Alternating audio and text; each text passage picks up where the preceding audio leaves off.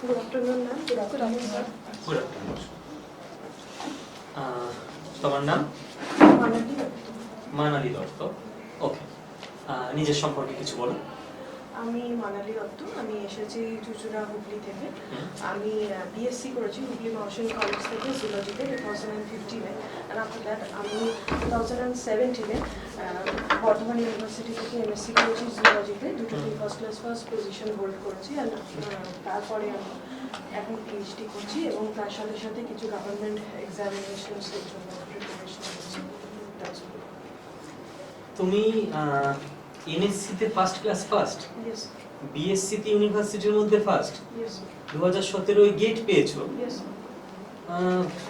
2017 UGC net পেয়েছো, all India rank 15। এই মুহূর্তে সিনিয়র রিসার্চ ফেলো হিসেবে তুমি গবেষণা করছো। এরকম একজন ব্রিলিয়ান্ট ক্যান্ডিডেট আইসিডিএস এলে দেশ একজন গবেষককে মিস করবে।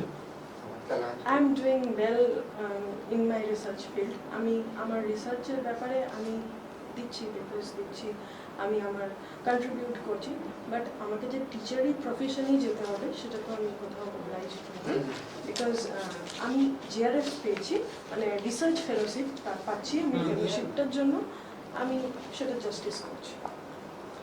এই যে আমি তোমার সরকারি চাকরি করতে চাই, সেই কারণে আমি সরকারি চাকরির এক্সামিনেশন দিচ্ছি এবং আমি ছোটবেলা থেকে আমার বাবাকে দেখেছি সরকারি চাকরি করেছেন উনি, আমার ওনার জব প্রোফাইল ভালো লেগেছে, তো সেই জন্যই আমি এই লাইনে পারসিউ করছি। তুমি ছোটবেলা থেকে বাবাকে দেখলে সরকারি চাকরি এবং সেটা দেখে ভালো লাগলো যে আমি এই লাইনে যেতে চাই, তাহলে তো তুমি গ্র্যাজুয়েশনের পরেই আসতে পারতে।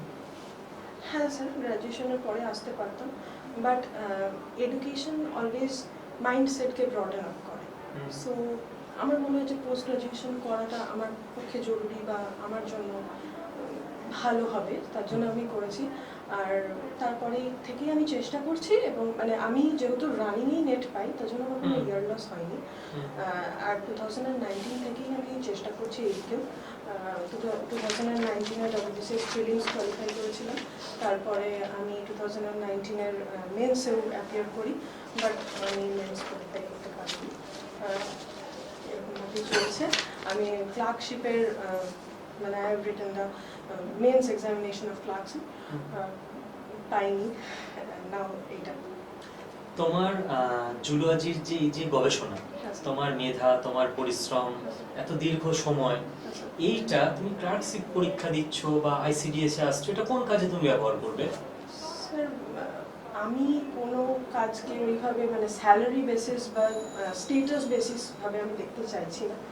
আমি আমার মনে হচ্ছে যে আমার কেরিয়ার অবজেক্টিভে আমি পারসিউ করি যে দেখুন আমি উমেন এম্পাওয়ারমেন্ট বা চিলড্রেন আপলিফটমেন্ট এইসবগুলোর জন্য আমি কিন্তু মানে যে কাজ করতে চাই কিছু, সেই জন্যই আমার এইটা আরও বেশি ভালো লেগেছে, তার জন্যই আমি এখানে এসেছি।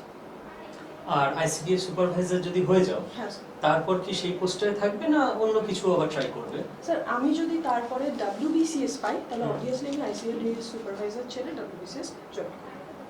সেটা তোমার আলটিমেট স্যাটিসফ্যাকশনে যায়। ইয়েস। ওকে, ঠিক আছে, ওভার টু ম্যাম।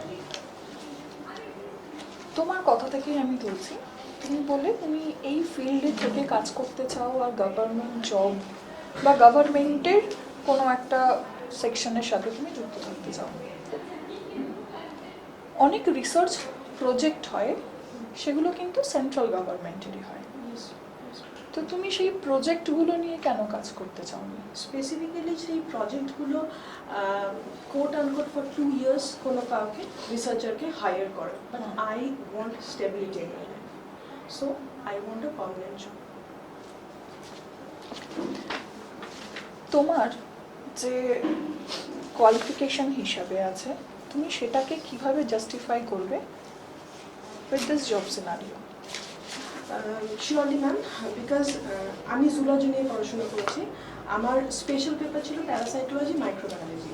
সেখানে আমরা ইমিউনোলজি বলে একটা সাবজেক্ট পড়ে থাকি, যেখানে ভ্যাকসিন তৈরি, ভ্যাকসিনেশন, সেই বিষয়গুলোতে আমি একটা ক্লিয়ার কনসেপ্ট ধারণা রাখি। এবং তাছাড়াও কিছু communicable diseases such as viral diseases, bacterial diseases, এগুলোর বিষয়েও আমি একটু ধারণা রাখি।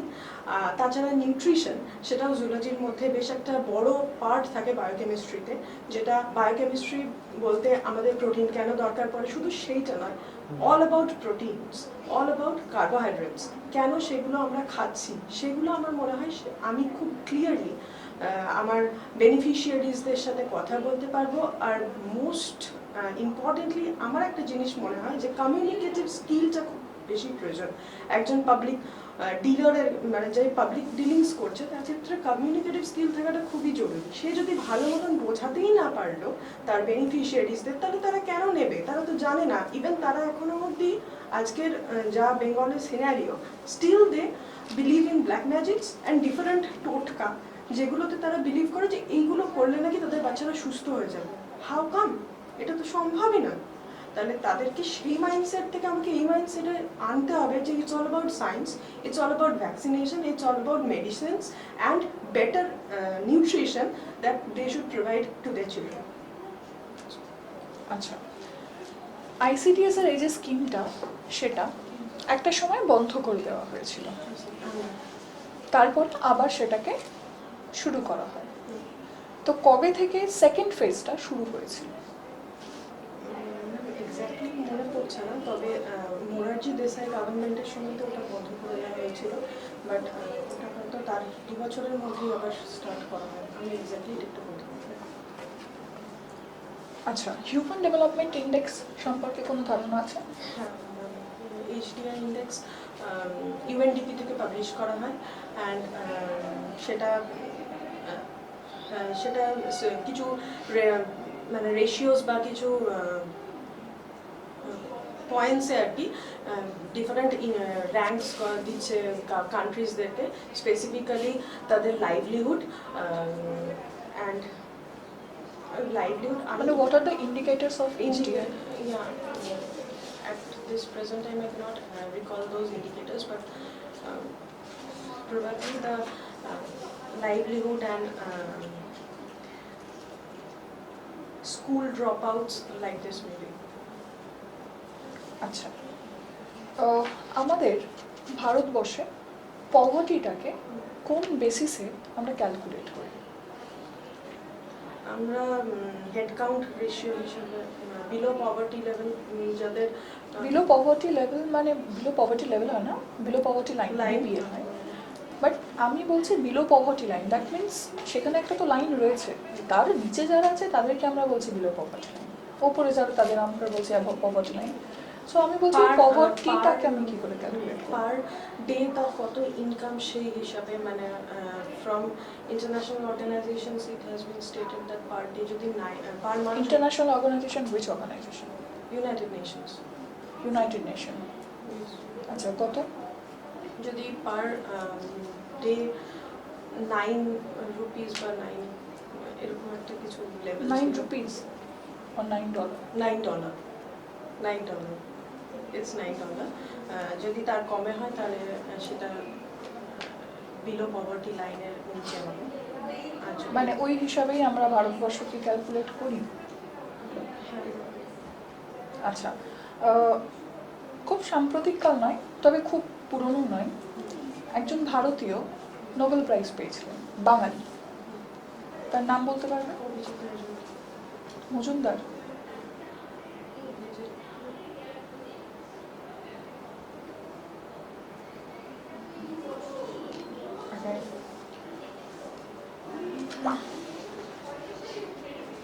তুমি হুগলি থেকে আসছো, হুগলি চিনচুরা থেকে।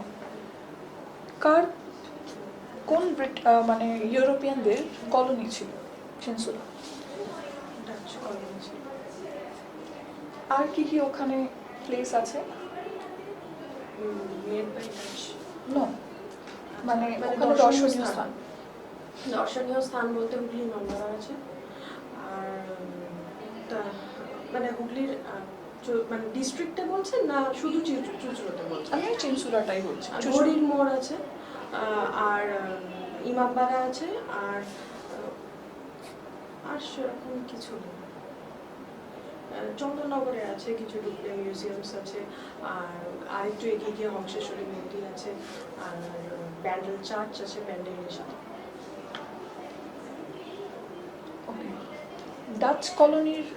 ডাচ কলোনি ছিল ওখানে, তো তার কোনো নিদর্শন? সুসানা আন্ডামানের টোম আছে একটা, সেটা তিনি একজন ডাচ লেডি ছিলেন। আর একটা চার্চ আছে যেটা প্রোটেস্ট্যান্ট চার্চ, তো সেটাও ডাচ। ঘড়ির মোড় যেটা বললে, ঘড়ির মোড়ের কোনো বিশেষত্ব? ওখানে একটি ঘড়ি, মানে একটা টোম্ব, আর তার মানে একটা পিলার, তার উপরে ঘড়ি আছে। আচ্ছা, ICDS এর তুমি সুপারভাইজারি পোস্টের জন্য যাচ্ছ, তো এটার জব রোলটা সম্পর্কে তোমার কি ধারণা? কি করতে হবে তোমার, কি সামলাতে হবে? এটা জব রোল বলতে, এটা তো একটা সুপারভাইজার পোস্ট, তো তার যারা নিচের কর্মী, মানে হচ্ছে anganwadi worker and anganwadi helper, তাদের কাজগুলো তারা ঠিকঠাক মতন করছে কিনা সেটা দেখা। আরেকটা হচ্ছে তাদের রেজিস্টার্সগুলোকে ফলো করা, যে ওরা ঠিকঠাক মতন জট ডাউন করছে কিনা, যে কতজন বেনিফিশিয়ারিজ আছে, তাদের কী কী প্রয়োজন, তারা তাদের যে বেনিফিশিয়ারিজ যে নিড, মানে তাদের যেটা প্রয়োজন, সেগুলো কি তারা জট ডাউন করে আমার অবধি আনতে পারছে কিনা, না আদৌ তারা কম লিখছে বা বেশি লিখছে, সেটা একটা ট্যালি করা। দেন আফটার দ্যাট সেইটাকে আমাকে কমিউনিকেট করতে হবে CDPOর কাছে, মানে আমার যারা উপরে আছেন, যাতে, এবং আমার আন্ডারে যতগুলো সেন্টার্স থাকবে তারা সবাই যাতে ইকুয়ালি ডেভেলপ করে সেটাই দেখা। আর যদি আমার আন্ডারে কোনো শিশু আলয় না থেকে থাকে, তাহলে আই উইল টার্গেট দ্যাট কোনো একটাকে যেন কনভার্ট করতে পারি আমি শিশু আলয়।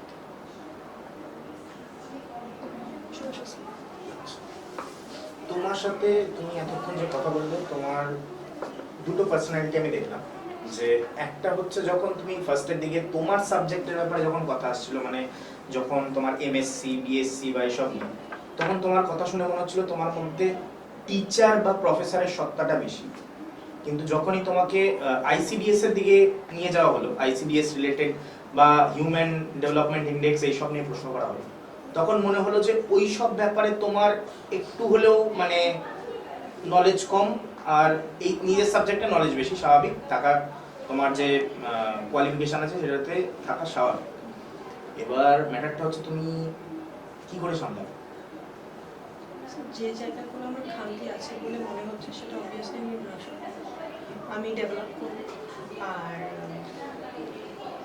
সামলানো তো পোস্ট পাওয়ার পরে সেটা, মানে আমার মনে হয় আমরা যখন ওয়ার্ক ফিল্ডে নামি তখন একটা আলাদাই এনার্জাইজড হয়ে যায় বা এনথুসিয়াস্টিক হয়ে যায়, সেই কাজটা আমাকে ভালোভাবে করতে হবে।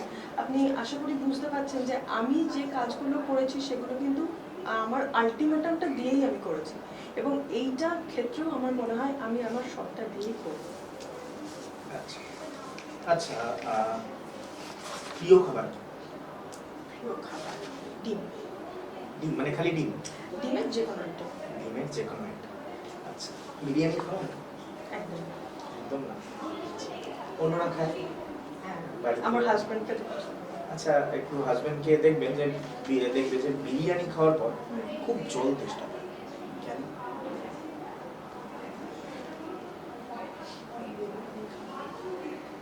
আচ্ছা, চাউমিন খান? চাউমিন যদি খুব রিচ করে রান্না করা হয় তো জল তেষ্টা পায়। কেন? চাউমিন, বিশেষ করে বিরিয়ানির উপর, মানে বিরিয়ানিতে এটা খুব দেখতে পাওয়া যায় যে বিরিয়ানি খাওয়ার পর মারাত্মক রকমের জল তেষ্টা পায়। মানে রাত্রিবেলা যে বিরিয়ানি খেতেও শোয়ে, সারা মনে হয় যেন গলা শুকিয়ে যাচ্ছে, বারবার মুখটা শুকিয়ে যাচ্ছে, এরকম ফিল হয়। আচ্ছা, আমাদের ফ্যাট থাকে শরীরে, ফ্যাট আমরা খাদ্যের মাধ্যমে গ্রহণ করে থাকি। ফ্যাট কত প্রকার? ফ্যাট মানে ফ্যাট তো দুটো জিনিস দিয়ে তৈরি। আচ্ছা, যদি আপনি বলেন যে স্যাচুরেটেড আর আনস্যাচুরেটেড ফ্যাটস, এবার এদের ওমেগা এন্ডে কোন গ্রুপ থাকে? ওমেগা এন্ডে CW মাইনাস।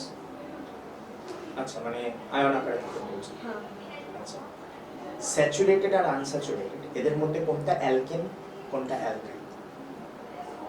অ্যালকেন হচ্ছে স্যাচুরেটেড, অ্যালকাইনটা হচ্ছে আনস্যাচুরেটেড। কোনটা শরীরের পক্ষে বেশি ভালো? আনস্যাচুরেটেড। আচ্ছা, উদাহরণ? Omega 3 fatty acids. আচ্ছা, কোনটায় এলডিএল আর এইচডিএল এর পরিমাণ কোনটায় বেশি কোনটায় কম একটু বলে দিবেন? এলডিএল এর ফুল ফর্ম আর এইচডিএল এর full form low density lipoprotein, high density lipoprotein. কোনটা বেশি থাকে কোনটা? হাই ডেনসিটি লিপোপ্রোটিনের স্যাচুরেটেড ফ্যাটের পরিমাণটা বেশি থাকে, আর লো ডেনসিটি এলডিএল এ হচ্ছে আনস্যাচুরেটেড ফ্যাট থাকে, বিকজ ওটা তো অবভিয়াসলি ওয়েটটা কম। আচ্ছা, পুফা আর মুফা ফুল ফর্ম কি? পলি আনস্যাচুরেটেড ফ্যাটি অ্যাসিডস আর মোনো আনস্যাচুরেটেড ফ্যাটি অ্যাসিডস। আচ্ছা, কোনটা বেশি ভালো? মুফা। আচ্ছা, আর আমাদের যে কার্বোহাইড্রেট জাতীয় খাদ্য আমরা খেয়ে থাকি, তাদের মধ্যে যদি আমি সব থেকে উপরের পর্যায়ে কাউকে রাখতে হয়, কোনো একটা কার্বোহাইড্রেট জাতীয় খাদ্য সব থেকে উপরের পর্যায়ে যদি রাখতে হয়, কোনটা রাখতে হয় পুষ্টিগুণের দিক? কি আকারে দেবে? ধরে নিন যেটা আমাদের, আচ্ছা ধরে আমি নিন food আমি ধরে নিলাম মিষ্টি খাবার, এমন কিছু মিষ্টি খাদ্যবস্তু কোনটার উপকারিতা সব থেকে বেশি মিষ্টি খাদ্যবস্তু হওয়ার? যদি সেটা কোনো প্ল্যান্ট বেসড সুগার কার্বোহাইড্রেট হয়, because they will have more complex structure, আর আমাদের বডি অনেক বেশি মানে এনার্জি স্পেন্ড করবে ওটাকে ভাঙতে বা ডাইজেস্ট করতে, তার জন্য ওটা জমবে না বডিতে, and they will not affect us. মধুর মধ্যে কি কি থাকে? মধুর মধ্যে ফ্রুক্টোজ থাকবে আর সুক্রোজ থাকবে। কোনটা বেশি? Fructose, I don't know. ঠিক আছে, আমার তোমার অঞ্চলের কয়েকটা দর্শনীয় স্থানের ব্যাপারে ম্যাডামকে বলছিলে, ডুপ্লে মিউজিয়ামের উল্লেখ করলে। এই ডুপ্লে কে ছিলেন? উনি ফ্রেঞ্চ গভর্নর ছিলেন। বেশ। তুমি ব্যান্ডেল চার্চের উল্লেখ করলে। ব্যান্ডেল চার্চ কত সালে স্থাপিত হয়েছিল? 1660। 1660। ওকে। হংসেশ্বরী মন্দিরের উল্লেখ করলে। হংসেশ্বরী শব্দটা সন্ধি বিচ্ছেদ করতে পারবে? সন্ধি বিচ্ছেদ, হংসভাষী ঈশ্বরী। বেশ। ইমামবাড়ার কথা উল্লেখ করলে। ইমামবাড়া আসলে কি?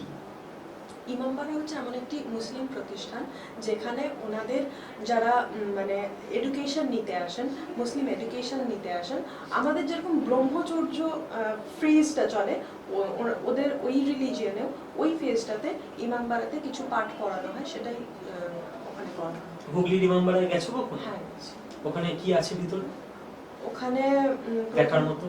হ্যাঁ, ওখানে একটা সান ক্লক আছে। বেশ। যেটা মানে মনে করা হয় যে সৌদি আরবিয়া থেকে আনা হয়েছিল আর কি। আচ্ছা। তো এটা একটা ওখানকার দর্শনীয় জিনিস। আর বেশ অনেকগুলো সিঁড়ি উঠে একটা টাওয়ারে পৌঁছানো যায় আর কি, সেটা একটা দর্শনীয় জায়গা। ওখানে উঠে টাওয়ারের উপরে ওই বড় ঘড়িটার যন্ত্রপাতি আছে। বেশ। আপনি বিবাহিত, এবার এখন কোথায় থাকেন? চুচুড়া, চন্দননগরে। বেশ। এবার যদি অনেকটা দূরে পোস্টিং হয়, সেক্ষেত্রে কিভাবে ব্যালেন্স করতে পারবে? উত্তরবঙ্গে পোস্টিং হলো। হ্যাঁ, আমি ছোটবেলা থেকে ট্রান্সফারেবল মানে ফ্যামিলিতেই বড় হয়েছি। আমার বাবা যেহেতু ট্রান্সফারেবল জব করতেন, তো আমি ট্রান্সফারেবল মানে আমি প্রথমে ছিলাম হচ্ছে বাঁকুড়া, তারপরে মুর্শিদাবাদ। তো আমার কাছে এটা কোনো ফ্যাক্টরি নয়। I am ready for all kind of transfers. মানে আমি যেহেতু চাকরিটা পাবো, সেহেতু আমি এটা তো লিখেই সাইন করেই ঢুকবো যে I can be posted in anywhere within the West Bengal, within the state. আমার কোনো প্রবলেম নেই। আপনার শ্বশুরবাড়ির তরফে কোনো সমস্যা? না, একদমই নয়। ওনারা ভীষণই কোঅপারেটিভ। বেশ। ঠিক আছে, আমার ম্যাডাম। ইমামবাড়ি যেটা, ইমামবাড়া যেটা, সেটা কে তৈরি করেছিলেন? হাজি মোহাম্মদ মোর্শেদ। ওনার তৈরি করা আর যে স্থাপত্যগুলো আছে বা যে জায়গাগুলো আছে সেটা হুগলি মেডিকেল কলেজ আর আমাদের সদর হসপিটালটা, ইমামবাড়া সদর হসপিটাল। এছাড়া ওনার টোম্ব আছে, ওনার টোম্বটা আছে। মানে না, উনি তো ওটা কনস্ট্রাক্ট করেন না। ওনার তৈরি করা কোন জিনিসটা আমাদের ওই চুঁচুড়া শহরটাতে রয়েছে, যেটাকে ইউটিলাইজ করা যায় বা ইউটিলাইজ করা হয়? একটা তো কলেজ বললে, একটা হসপিটাল, আর মাদ্রাসা। কোনো স্কুল নেই?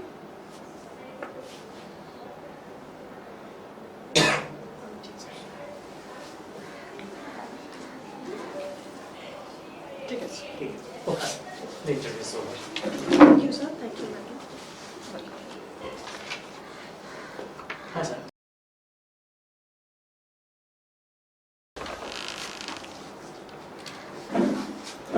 নলেজ নিয়ে কোনো প্রশ্ন নেই, নলেজ নিয়ে কোনো প্রশ্ন থাকতেও পারে না। তোমাকে জাস্ট নলেজে মানে এমন এমন কিছু কোয়েশ্চেন ধরা যেগুলো হচ্ছে তুমি ছোটবেলায় পড়েছো, জাস্ট ওগুলো ভুলে যাওয়া স্বাভাবিক। ওগুলোতে মানে ভুলে গিয়ে বা ভুল করে ঘাবড়ে যাবে না, এক্ষুনি বলো পারফেক্ট ছিল। হ্যাঁ, আর নলেজ নিয়ে কোনো প্রশ্ন নেই না, পার্সোনালিটি নিয়ে আমার তেমন কোনো প্রবলেম লাগেনি। তবে তোমার সাবজেক্টে যখন তোমার কথা বলা হচ্ছে তখনের কনফিডেন্সটা, হ্যাঁ তখন তোমার সাবজেক্টে যখন কথা বলা হচ্ছে গলার পিচটাও খেয়াল করবে, হ্যাঁ, তখন যথেষ্ট মানে হচ্ছে যে হ্যাঁ এ তো আমি লড়ে একেবারে জিতে নেব। যেই মুহূর্তে অন্যদিকে যাওয়া হচ্ছে, যখন হিউম্যান ডেভেলপমেন্ট ইন্ডেক্সের দিকে যাওয়া হচ্ছে, তখন আস্তে আস্তে মানে ওখান থেকে ব্রেক হতে ইভেন যে তুমি যে জবটা করবে সেই জবটা তো লিটারালি এইগুলোর সাথেই যুক্ত, সেটা সম্পর্কে নলেজের খুব ঘাটতি আছে। যথেষ্ট ব্রিলিয়ান্ট ক্যান্ডিডেট, তোমার 18 বড় কথা না। কিন্তু তোমাকে আইসিডিএস এর ব্যাপারে এই একটুখানি রিলেটেড ওই রিলেটেডটা একটু ভালো প্রচুর ভালো করে পড়তে হবে, খুবই ঘাটতি আছে। তোমার ইন্টারভিউ ডেট এসে গেছে? হ্যাঁ, 29th of August. 29, আজকে Time 16। আছে। তুমি 12 দিন পড়লে না আইসিডি না, সব জেনে যাবে। 29 আগস্ট, তো আগস্ট অনেক আগস্ট, যথেষ্ট সময় অনেক। আছে। এইটুকু সময়ের মধ্যে তোমাকে অনেকটাই আরামসে রেডি হয়ে যাবে। সব ওয়েবসাইট ঘেটে আইসিডি এর সম্পর্কে সব জেনে নাও, আর যত স্কিম আছে আর স্বাস্থ্য তুমি সাথী তোমার থেকে শুরু করে কন্যাশ্রী সাবজেক্টেও সব। তোমার সাবজেক্টেও যখন তুমি কিছু অ্যানসার করছো একটু লো পিচে বলো, ওটা দুটো ব্যালেন্স করতে দুটো হবে। balance Exactly, করতে হবে। খুব হাই পিচে হয়ে যাচ্ছে ওটা। মানে ওটাতে মনে হচ্ছে তুমি খুব অ্যাগ্রেসিভ, তুমি জানো অনেক কিছু, তুমি সেটা পোর্ট্রে করতে চাইছো, whereas তোমাকে যখন অন্য কোয়েশ্চেনস করা হচ্ছে তুমি কিন্তু ঘাবড়ে যাচ্ছ। So don't do. বলো কি জানতে চাও? আমি পিএসসি তে কতটা অবধি বলবো কোয়ালিফিকেশন? দেখো, কোয়ালিফিকেশন লুকিয়ে কোনো লাভ হ্যাঁ। নেই। লুকিয়ে লাভ নেই, লুকাবেও না। মানে আলটিমেটলি দিনের শেষে গিয়ে এই কোয়ালিফিকেশন হয়তো অন্য জায়গায় কাজে লাগবে, তুমি এই কোয়ালিফিকেশন না দিয়ে তুমি জবে ঢুকবে, তারপরে এই প্রবলেম হতে পারে। Even মানে একটা মিথ্যে বলতে গেলে না, ওই সম্পর্কে কিছু কোশ্চেন এলে পুরো ঘেটে কনফিউজড হয়ে গিয়ে আরো 10টা মিথ্যের আশ্রয় নিতে গিয়ে একটা ভালো ইন্টারভিউ খারাপ হয়ে যাবে। স্বচ্ছতা যেটা রেখেছো সেটা তুমি তো সুন্দরভাবে বলেছো যে এখানে আমি ইমিউনোলজি পড়েছি, সেটা আমার কাজে লাগবে। আর তোমার সাবজেক্টটাই এমন যে কাজে লাগবে, সত্যিই লাগবে, মানে তোমার সাবজেক্টের নলেজ সত্যি কাজে লাগবে। হ্যাঁ, তোমার যেমন আমাকে তো এই প্রশ্নটা আমাকে ফার্স্ট ফেস করতেই হবে যে তুমি এত ডিগ্রি নিয়ে কেন আইসিডিএস সুপারভাইজার করছো? তাহলে সেটার উত্তরটা আমি এবার কি হ্যাঁ, এবার জায়গাটায় হচ্ছে যে তোমার এতগুলো ডিগ্রি, সেটাকে তোমাকে পোর্ট্রে করতে হবে পজিটিভ। মানে তোমার এটাকে লুকিয়ে লাভ নেই, তোমাকে পোর্ট্রে করতে হবে যেভাবে পজিটিভলি তুমি পোর্ট্রে করেছো, খুব ভালোভাবে পোর্ট্রে ঠিকই আছে, সুন্দর হ্যাঁ, হ্যান্ডেল সুন্দর, করেছো, সুন্দর এটাও handle। বুঝিয়েছো যে এটা আমি পড়াশোনার সময় পড়েছি, সেটার প্রতি আমি অনেস্ট ছিলাম বা অনেস্ট আছি। এরপর যে কাজে যাব সেটাতেও আমি অনেস্ট থাকবো। উইমেনদের জন্য কাজ করতে চাই, এটা ডিরেক্টলি রিলেটেড। যে যত পড়াশোনা করে তত তার মাইন্ডটা এলাবোরেট হয় বা সেটা তাকে তার ব্যক্তিত্বটাকে আরো বেশি শান দেয়। তো অনেকেই ব্যাপারগুলো আর নিয়ে ঘেটে যায়, তুমি একদমই ঘাটো না। ডিস্ট্রিক্ট মানে নিয়ে একবারে নলেজ perfect খুব ছিল। কম। মানে আমি তো জিজ্ঞেস করতে পেরেছি কারণ আমি হ্যাঁ, ওখানে বিলং করি। ম্যাম ওই district। তো আমি বাবু ব্যান্ডেল চার্চে পড়ি। ও আচ্ছা।